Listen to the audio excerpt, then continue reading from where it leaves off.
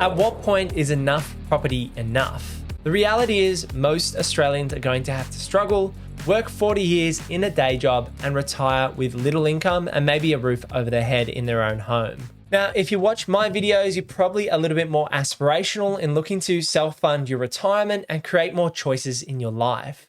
So at what point will enough money be enough as you look to build your asset base and as you look to build your passive income? I think this is a really good question. I've probably annoyed my family a little bit with this question over the last few years. What would you do if you didn't need the money?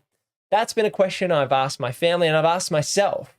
And a lot of it would be, I'd play my football, I'd go to gym every day, I'd eat healthy and I'd spend money on my health and on physios and doctors and looking after myself. And I'd also build a business and be philanthropic through doing that. And that's what I'm looking to build in my business and potential businesses down the track. This also ties into my purpose and my faith. Why am I here and what am I doing this for in terms of building a property portfolio and building a business? For me, it comes down to creating choices in my life. The choice to do those things, to build the business, to enjoy the fitness and the exercise, to look after myself and my family and give us some sense of security. The bigger picture than that is reaching other people and impacting other people's lives through their finances, through their relationships, through their purpose and helping them find their purpose as well. Everyone's going to have different skills and abilities. So if you didn't need the money, what would you do? Now, it's very easy to ask that question, but it's much harder to actually live out a life like that because money is a part of the world we live in. You need the money to fill up your car. You need the money to go to Coles and Woolies. You need the money to send your kids to school and to sport. And so because money is part of our reality, how can we set up our lives and set up our property portfolio and set up our businesses in a way that gives us those choices? And this for me is the sticking point, is when is enough enough? When is enough money going to satisfy you and allow you to do those things that you want to do rather than chasing the bag or chasing that money to keep fulfilling you and that being the next goal? So for me, those goals for us are around $50,000 to $100,000 to $150,000 of passive income. That might seem like really high targets for some people or quite low targets for others. Now, our base living expenses are around $50,000 to $60,000 a year. That does exclude having a nice holiday or paying for private school or things like that. So I'm sure our living expenses might creep up over time. And that's why we set 3 levels of passive income targets at that 50, 100 and 150K mark. Now, the $50,000 base for us is to cover your cost of living, or a lot of people over the last few years have referred to FIRE, your financial independence retire early number, particularly lean FIRE. So in this case, this means it's just covering the bare expenses and allowing you a base level of financial freedom. So what number is that for you? Are your living expenses $150,000 a year just to keep going? Are you spending 100 grand, 50 grand? You'll need to work out what number your current lifestyle costs you each year. Once you've got that number, it's then time to dream big. You know, I've been able to spend money on upgrading cameras and getting equipment and getting a 360 camera for our future renovations. So that's where it leans into building your financial freedom journey and creating those choices. And that's why Emily and I have set targets to the $100,000 and $150,000 mark. And for me, I don't need any more money than $150,000 a year. We're looking to do our dream raise and build project, which is going to be around 350 to 400 grand, but that's part of building our asset base, and spending that money is for the family and building our capital base. Whereas on a cash flow front, I think really a realistic goal is around that $100,000 to $150,000. Now, a lot of people talk about income replacement. So what are you earning at work at this point in time? And what number would you replace that with if you needed the passive income? But for me, I think it's much better to work towards a target that's suitable for you as a couple.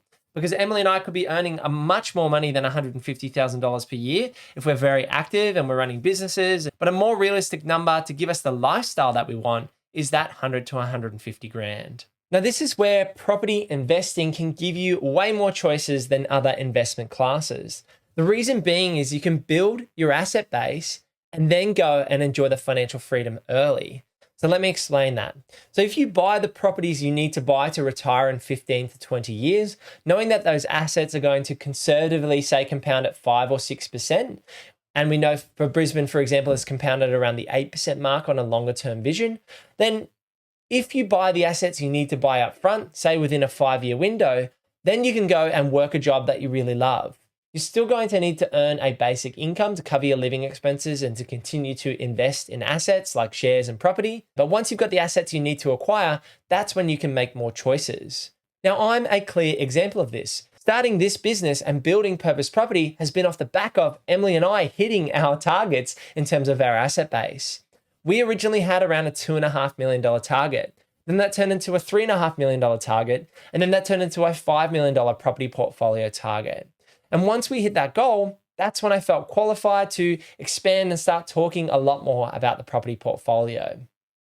Now, of course, I would have loved to have started this much earlier, but I felt like I needed to build our asset base to around that $3 million mark before reaching out to others, getting the licenses in place, and building this brand in Purpose Property.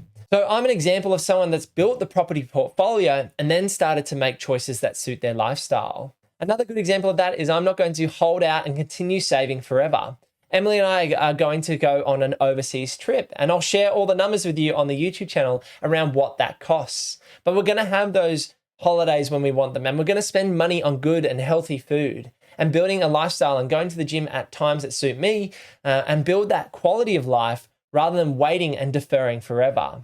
Because I myself can be a person that wants to defer. I'm the saver, more of the saver in our household. Emily's definitely a saver too, but I'm an aggressive saver and I have been motivated by reaching these financial targets.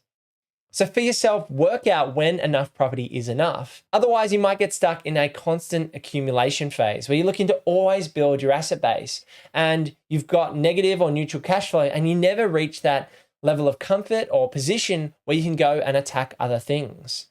An example of that is called the golden handcuffs, where you're tied to a day job that pays really well, but you're not willing to leave it and go explore or adventure or try your own business or do things that you're potentially passionate about because you need that job to support the family, because you need that job to support your living and lifestyle expenses. The main thing here is that you're making a conscious decision. If you choose the golden handcuffs, that's okay because you can have great choices and you can spend money on the family and kids and you've got that higher income and capacity. But you've got to work out at some point enough has to be enough. You need to be content in the decisions you're making. Now, part of this probably more philosophical chat around when enough money is enough or when enough property is enough, it comes back to my core values and my faith and my purpose. The way I see it is we only get a select number of years on this earth. In my opinion, we don't get a lot of time. And so if you spend 40 years of your life in a job that you don't really love and you're not invigorated or enjoying it and enjoying spending the time with those people, and you could go work a job with lower pay that you would really love and that you're passionate about, that's where you've got to work out at what point you need to make the change.